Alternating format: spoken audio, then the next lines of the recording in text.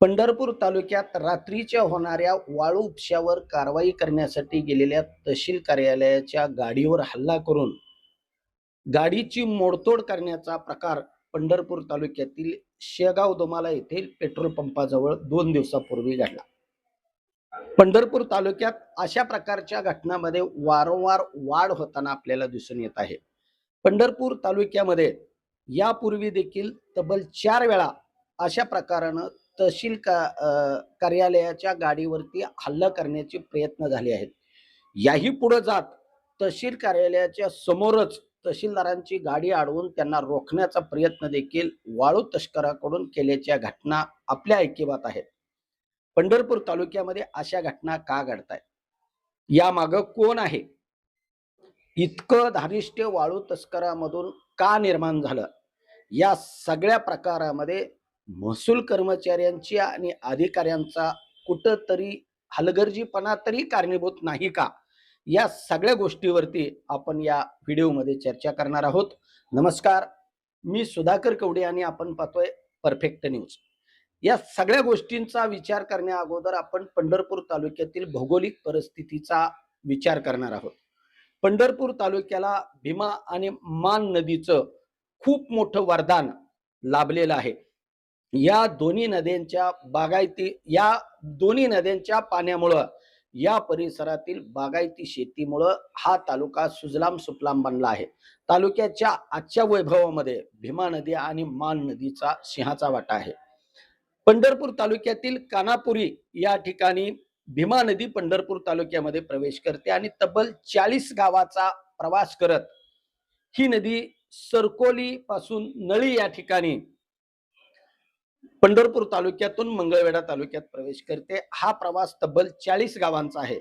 तर दुसऱ्या बाजूला पंढरपूर तालुक्यातीलच तपकिरी, षटपळ, तनाळी, तावशी, सिद्धेवाडी आणि ओझेवाडी या गावांचा प्रवास करत मान नदी सरकोली या ठिकाणी भीमा नदीला मिळते. म्हणजे एकंदरीत 40 गावं भीमा नदी काठची आणि 6 गावं मान नदी काठची, अशी 46 गावं, म्हणजेच 104 गावापैकी 46 गावांचा म्हणजे जवळजवळ 50% गावांना नदीकाठ लाभलेला आहे. आणि त्यामुळे पंढरपूर तालुक्यामध्ये वाळूचं मोठ्या प्रमाणामध्ये उत्पादन किंवा उपलब्धता लोकांना सहज होऊ शकते. अर्थातच गेले अनेक दिवस शासनानं अधिकृतरित्या वाळूचे ठेके न काढल्यामुळं आणि कुठल्याही परिस्थितीमुळे वाळूची गरज थांबत नसल्यामुळं ही गरज पूर्ण करण्यासाठी लोकांच्याकडून चोरीचे प्रकार घडताना आपल्याला पाहावयास मिळत आहेत. आणि या प्रकारातूनच पंढरपूर तालुक्यातील महसूल प्रशासन हे आता वाळू चोरांच्या रडारवरती आल्याचं आपल्याला बघावयास मिळत आहे. पंढरपूर तालुक्यातील 104 गावं ही 4 पोलीस स्टेशन मध्ये विभागलेली आहेत. भीमा नदी काठच्या जवळजवळ 12 गावामध्ये करकम पोलीस स्टेशनचा अंमल चालतो. तर ग्रामीण पोलीस स्टेशनचा अंमल असणारी 4 गावं भीमा नदीच्या काठावरती आहेत. पंढरपूर शहर पोलीस स्टेशनच्या हद्दीमध्ये इसबावी आणि पंढरपूर शहराचा समावेश होतो.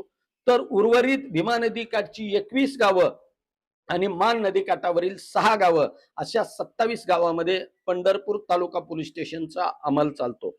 या सगळ्या पोलीस ठाण्यांचा जर विचार केला तर पंढरपूर तालुक्यामध्ये वाळू चोरांवरती होणारी कारवाई ही पंढरपूर तालुक्याच्या हद्दीत सर्वाधिक प्रमाणात झाल्याचं आपल्याला पाहावयास मिळतं. करकम पोलीस स्टेशनच्या हद्दीमध्ये येणाऱ्या गावात मात्र ही कारवाई बोटावर मोजणे इतकीच केली जात असल्याचं चित्र आज तरी आपल्याला पाहावयास मिळत आहे. एका बाजूला या कारवाईची प्रक्रिया ही दोन्ही यंत्रणेकडून लोकांना अपेक्षित असते. म्हणजे पोलीस यंत्रणा आणि महसूल यंत्रणेमार्फतच वाळू तस्करावरती कारवाई केली जाते. अर्थातच पंढरपूर या ठिकाणी काही दिवसापूर्वी नव्यानं रुजू झालेले सहाय्यक पोलीस अधीक्षक प्रशांत डगळे यांनी आपल्या कामाचा दबदबा निर्माण करत वाळू तस्करावरती अनेक कारवाया केल्या आहेत. जवळजवळ दररोज काही ठिकाणी कारवाई करून त्यांनी पंढरपूर तालुक्यामध्ये वाळू कारवाईचा उच्चांक निर्माण केला आहे. त्यामुळं पंढरपूर तालुक्यातील वाळू तस्करामध्ये प्रशांत दगळे यांच्या नावाचा दबदबा तयार झाल्याचं आपल्याला पाहावयास मिळत आहे. आणि म्हणून त्यांच्या कारवाईमुळं अनेक जण वाळू तस्करी करण्यासाठी धजावत नसल्याचं चित्र देखील एका बाजूला आपल्याला पाहावयास मिळत आहे. या सगळ्या प्रक्रियेमुळं पंढरपूर शहर, तालुका, करकम पोलीस स्टेशन आणि पंढरपूर ग्रामीण पोलीस स्टेशन मध्ये प्रशांत डगळे यांच्या कार्यामुळं या सगळ्याच पोलिसांच्या प्रतिमेला उजाळा मिळत आहे. तर दुसऱ्या बाजूला वाळू तस्करावरती कारवाईची जबाबदारी असणाऱ्या महसूल प्रशासनामध्ये मात्र वेगळं चित्र आपल्याला पाहावयास मिळत आहे. एकंदरीतच वाळू तस्करी मागच्या अनेक पडद्यामागच्या घडामोडीकडे जर लक्ष दिलं तर यामध्ये फार मोठ्या प्रमाणामध्ये अर्थकारण असल्याचं चित्र आता दडून राहिलेलं नाही.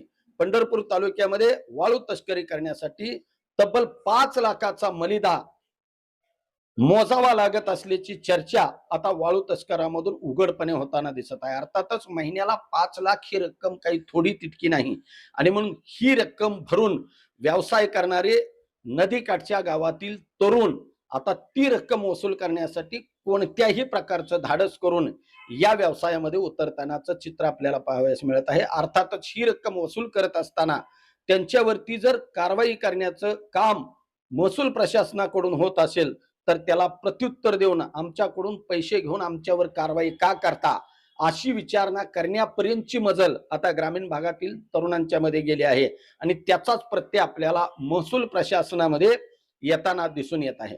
खरं तर महसूल प्रशासनाचा गावगाड्याशी जवळचा संबंध येतो. महसूल प्रशासनातला ग्राम विस्तार अधिकारी म्हणजे पूर्वीचा तलाठी असेल, तलाट्याच्या हाताखाली काम करणारा त्याचा सहाय्यक हा खाजगी नोकर असेल, तो प्रत्येक गावामध्ये तलाट्याकडून नेमला गेलेला आहे आणि त्याच्या दिमतीला कोतवालाची जागा असणारी प्रशासकीय जी आहे ते देखील आहे. एकंदरीत महसूल प्रशासनाचे 3 कर्मचारी हे सातत्याने गावाच्या संपर्कामध्ये येतात आणि म्हणून त्यांना त्या गावामध्ये नेमकी काय परिस्थिती आहे, कोण वाळू तस्करी करते याची इत्थंभूत माहिती असते. मात्र त्यांच्याकडून देखील या लोकांच्याकडे सुरुवातीला अर्थपूर्ण डोळेझाक केली जाते आणि त्यातूनच या लोकांचं धारिष्ट्य वाढतानाचं चित्र आपल्याला दिसत आहे. त्याचाच परिणाम म्हणून तब्बल अधिकाऱ्यांच्या गाड्या अडवून त्यांच्यावरती हल्ले करण्याची प्रवृत्ती देखील वाळू तस्करामध्ये निर्माण होत आहे. याचा महसूल प्रशासनानं आता गांभीर्यानं विचार करणं गरजेचं आहे. पंढरपूर तालुक्यातील शेगाव दोमाला या ठिकाणी अशा प्रकारची घटना घडल्यानंतर खडबडून जाग्या झालेल्या महसूल प्रशासनानं तब्बल 13 जणांवरती गुन्हे दाखल केले आहेत. पण गुन्हे दाखल करून ही प्रक्रिया थांबणार आहे का? त्यांच्यावरती महसूल प्रशासनाचा कमी झालेला वचक वाढणार आहे का? या बाबतीमध्ये देखील महसूल प्रशासनानं दक्षता घेणं गरजेचं आहे. आता वरिष्ठ पातळीवरून अशा पद्धतीची कोणती ठोस भूमिका घेऊन वाळू तस्कराची पंढरपूर तालुक्यातील मुजेरी थांबवता येईल या बाबतीमध्ये आता स्वतः जिल्हाधिकाऱ्यांनी लक्ष घालणं गरजेचं असल्याची भावना सामान्य जनतेच्या लोकांमधून बोलली जात आहे. या बाबतीमध्ये आपल्याला काय वाटतं? या वाळू तस्करीला खरंच प्रशासनाचा हात आहे का? या बाबतीतली आपली रोखठोक मतं कमेंट बॉक्समध्ये कमेंट करण्यासाठी विसरू नका. धन्यवाद.